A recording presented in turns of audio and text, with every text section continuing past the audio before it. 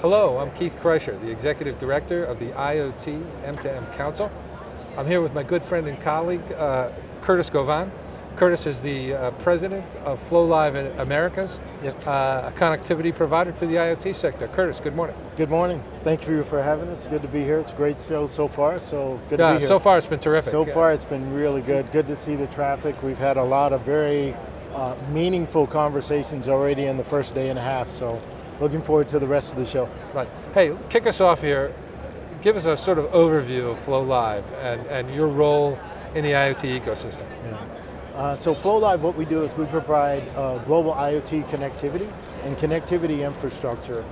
When you look at some of the common challenges that you see across the industry, almost everybody that's doing IoT for a significant amount of time, they need multi-carrier as a minimum, and then they also need multi-country.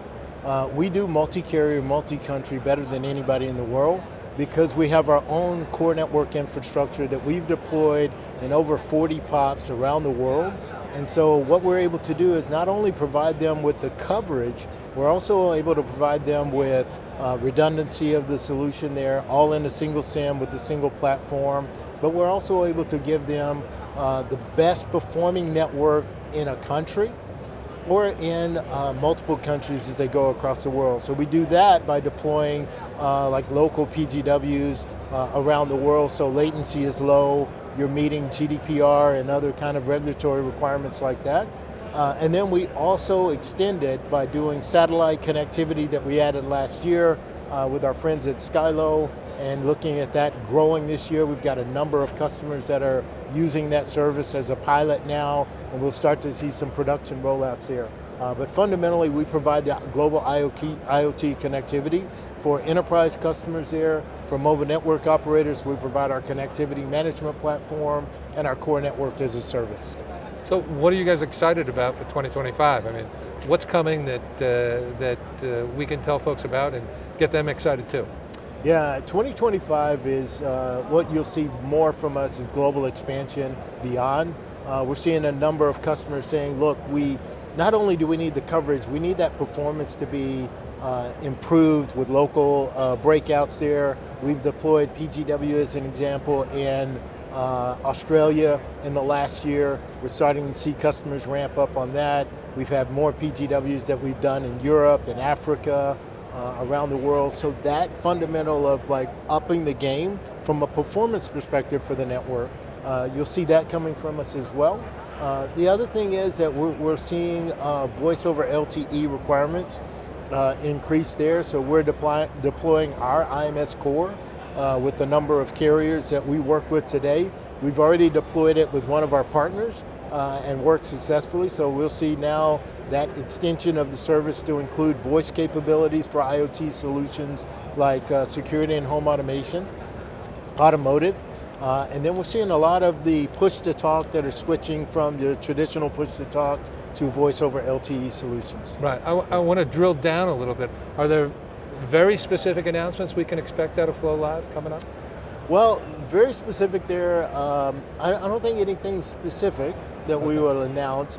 We do have some really exciting partnerships that we can't quite talk about just yet. Maybe that's what I'm thinking about. But soon to come, we'll be able to, I'm sure, release some of what we're doing with specific partners there. That's going to be exciting news for us. I think also exciting news for the industry to see. And we look forward to that. We can't quite announce it yet, but very good. Trust me, there'll be some exciting news coming. You mentioned Skylo. Yes. We're hearing a lot about satellite here at the show yes. for all kinds of new applications. Yes. How old is that relationship? And the relationship is probably 3.5 years old now, since we first engaged. But we've had the network infrastructure in place now for a little over almost a year now, and we're starting to see customers that have pilot projects that are running. Like we're running dozens of pilot projects, and they're building their devices, getting those certified and getting ready for the production phase there that we'll see toward the middle of the year. But yeah, that's exciting. Just in general for satellite, I was mentioning this to others, like satellite as we know it, I think in the next 5 years is going to be tremendously different. We're going to see much more applications using satellite there because of the technology that we're blending with cellular and satellite today. We had Sarah Brown, floLive Sarah Brown with us yesterday. Yes. Talking about connectivity convergence, not just satellite, but 5G, low power. So it seems like it's all coming together there. It's very much coming together, and it's exciting to see. I've said before, the adoption of satellite will be unlike any IoT technology that we've seen adopted thus far.